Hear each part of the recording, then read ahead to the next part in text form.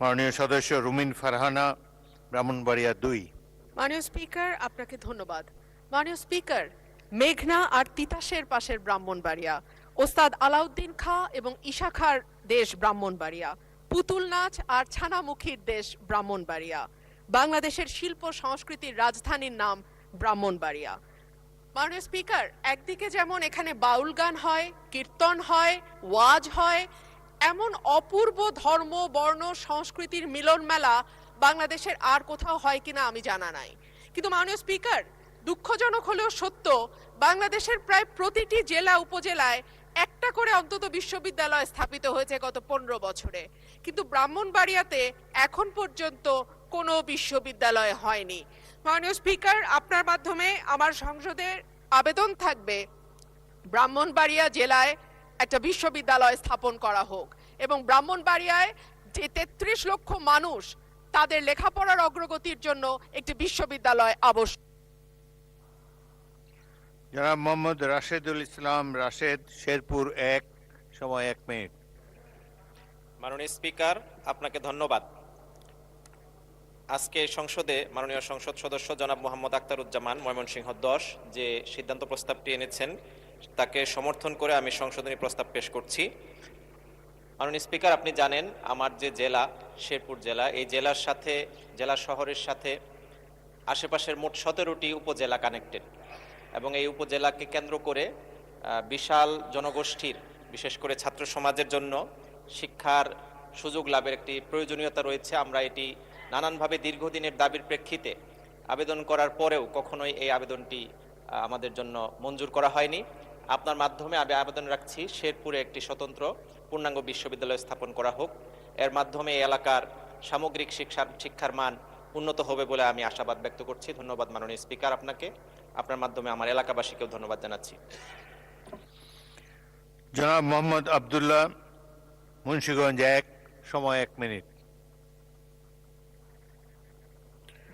বিসমিল্লাহির রহমানির রহিম। মাননীয় স্পিকার, আমি ময়মনসিংহ ১০ সংসদ সদস্য মোহাম্মদ আখতারুজ্জামানের যে প্রশ্ন আমি একত্রতা ঘোষণা করছি এবং সাপোর্ট করছি।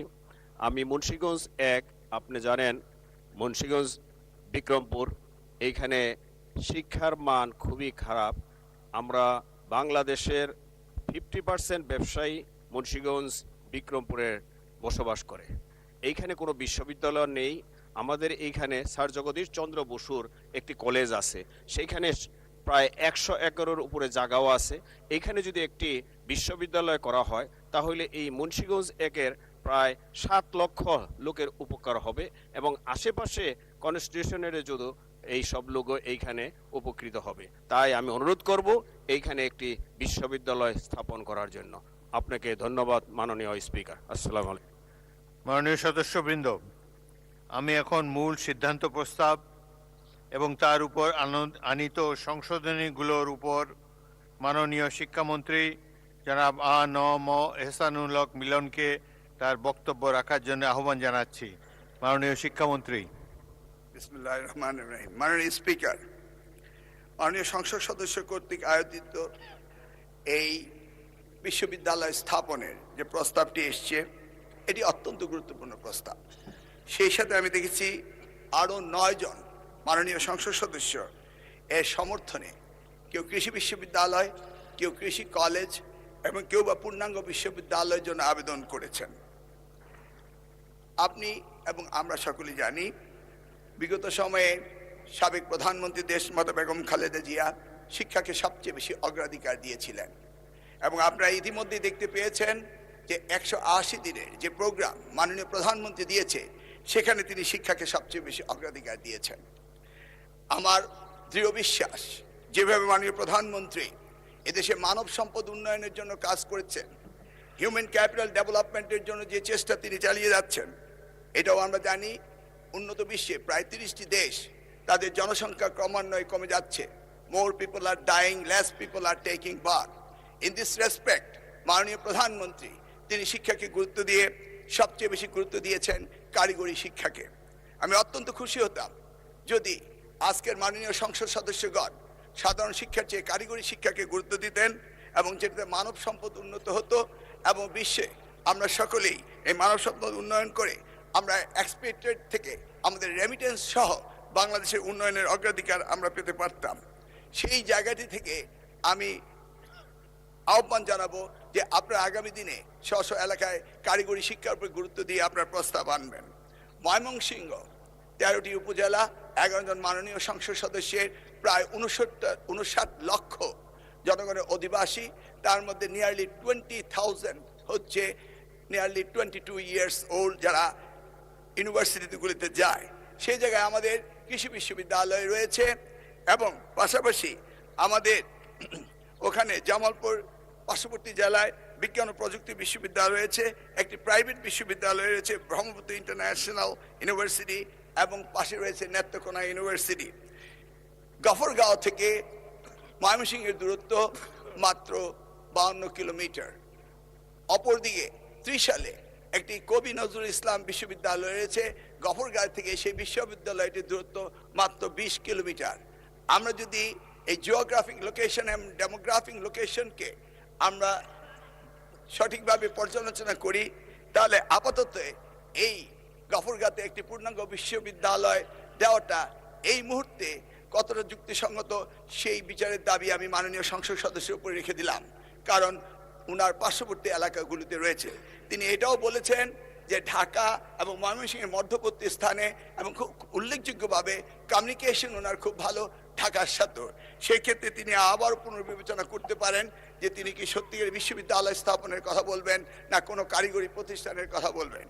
আমি জাহাঙ্গীর আলম সাহেব মাননীয় সংসদ সদস্য ঢাকা, তিনি যে প্রস্তাবটি করেছেন অন্যান্য উন্নত বিশ্বে অনেক বিশ্ববিদ্যালয় বিভিন্ন রকম ক্যাম্পাস থেকে থাকে, তিনি একটি সুন্দর দাবি করেছেন যে পূর্বাঞ্চলে সরকারের জায়গা রয়েছে, সেখান থেকে জায়গা নিয়ে ঢাকা বিশ্ববিদ্যালয় ক্যাম্পাস 2 করা যায় কিনা সেই ব্যাপারে তিনি আহ্বান জানিয়েছেন। সেই বিষয়টি আমরা আগামী দিনে মন্ত্রণালয় পর্যায়ে এবং মাননীয় প্রধানমন্ত্রী পর্যায়ে আমরা আলোচনা ঢাকা ইউনিভার্সিটি থাক পূর্বাঞ্চলে জায়গা আছে, আই মিন দ্যাট। ওকে, আমার কথা বলতে ওকে। ঢাকা বিশ্ববিদ্যালয়ের দ্বিতীয় ক্যাম্পাস করলে ঢাকা বিশ্ববিদ্যালয়ে ট্রাফিক জ্যাম এবং অন্যান্য বিষয়গুলো বিবেচনায় এনে সেটি অদূর ভবিষ্যতে বিবেচনা আনা যায় কিনা সেই ব্যাপারে আমরা পর্যবেক্ষণ করে দেখব। মাননীয় স্পিকার, আমি জানি সকলেই তার স্ব এলাকায় বিশ্ববিদ্যালয় স্থাপনের জন্য আপ্রাণ চেষ্টা করে যাচ্ছেন। যেমনিভাবে মুন্সিগঞ্জের মাননীয় সংসদ সদস্য আবদুল্লাহ সাহেবও বললেন যে নদীর ওপারেই মুন্সিগঞ্জে কোনো বিশ্ববিদ্যালয়, ঠিক তেমনিভাবে রমিন ফারহানা ব্রাহ্মণবাড়িয়া মাননীয় সংসদ সদস্য তিনিও বলেছেন যে ব্রাহ্মণবাড়িয়াতেও তার কোনো বিজ্ঞান প্রযুক্তি বলে কোনো বিশ্ববিদ্যালয় সেখানে নেই। আমাদের বর্তমানে 57টি পাবলিক বিশ্ববিদ্যালয় রয়েছে। আমরা আগামী দিনে উত্তরোত্তর এই বিশ্ববিদ্যালয়গুলো বৃদ্ধিকরণ এবং জনগণের চাহিদা মেটানো এবং আমরা চাই একটি শিক্ষিত জাতি গঠন করার জন্য, সেই ক্ষেত্রে আমরা আগামী দিনে এই চিন্তা ভাবনা করব। তবে এই মুহূর্তে গফরগাঁয়ে দেওয়াটা কতটা সমীচীন হবে সেই ব্যাপারে আমি মাননীয় সংসদ সদস্যকে বলবো আপনি নিজ বিবেচনায় এই দাবিটি প্রত্যাহার করার অনুরোধ করছি। ধন্যবাদ আপনাকে। মাননীয় সদস্য জনাব মোহাম্মদ আখতারুজ্জামান, আপনার সিদ্ধান্ত প্রস্তাব সম্পর্কে মাননীয় মন্ত্রী যে বিবৃতি দিলেন এই প্রেক্ষিতে আপনি ইচ্ছা করলে প্রস্তাবটি প্রত্যাহার করতে পারেন। মাননীয় স্পিকার, আপনাকে ধন্যবাদ। মাননীয় শিক্ষামন্ত্রী অত্যন্ত সুন্দরভাবে বর্ণনা করেছেন। আমি একটা জিনিস মাননীয় শিক্ষামন্ত্রী মহোদয়ের দৃষ্টি আকর্ষণ করছি। আমি ইতিমধ্যে আমার প্রস্তাবটি সংশোধন করে বিজ্ঞান এবং প্রযুক্তি বিশ্ববিদ্যালয়ের দাবি জানিয়েছি। ময়মনসিংহে কোনো বিজ্ঞান এবং প্রযুক্তি বিশ্ববিদ্যালয় নাই। মাননীয় প্রধানমন্ত্রী যে দেশ গড়ার পরিকল্পনা নিয়েছেন এবং যে আমাদের দক্ষ জনশক্তি গড়ার যে পরিকল্পনা নিয়েছেন তারই অংশ হিসেবে আমি গফরগাঁয়ে একটি বিজ্ঞান এবং প্রযুক্তি বিশ্ববিদ্যালয় স্থাপনের জন্য দাবি জানিয়েছি। আর আপনি মাননীয় শিক্ষামন্ত্রী যে বিষয়টি বলেছেন গফরগাঁও থেকে ময়মনসিংহের দূরত্ব, সেটা গফরগাঁয়ের আপনি যদি এন্ডিং থেকে বলেছেন, আপনি যদি স্টার্টিং থেকে বলেন ওই দিক দিয়ে আমাদের কাপাসিয়া, ওই দিক দিয়ে হলো হোসেনপুর, ওই পাশে নান্দাইল, এই পাশে গাজীপুর। গফরগাঁও আসলে গফরগাঁও যদি একটি উপজেলা হয়ে থাকে, কিন্তু এই গফরগাঁও সারা বাংলাদেশে না বিখ্যাত। আমি তারপরে মাননীয় শিক্ষামন্ত্রীর উনি আশ্বাস দিয়েছেন, সেই আশ্বাসের প্রেক্ষিতে আমি গফরগাঁও একটি বিজ্ঞান ও প্রযুক্তি বিশ্ববিদ্যালয় স্থাপনের যে আমি ওনার ব্যাখ্যা এবং আশ্বাসে আমি আশ্বস্ত হয়ে এবং মাননীয় প্রধানমন্ত্রী এবং মাননীয় শিক্ষামন্ত্রীর উপর এই দায়িত্ব আমি এই মহান যে সংসদে ওনাদেরকে অনুরোধ জানিয়ে আমার সিদ্ধান্ত প্রস্তাবটি আমি প্রত্যাহার করে নিয়েছি। আপনার মাননীয় স্পিকার, আপনাকে ধন্যবাদ। ধন্যবাদ মাননীয় সদস্যবৃন্দ।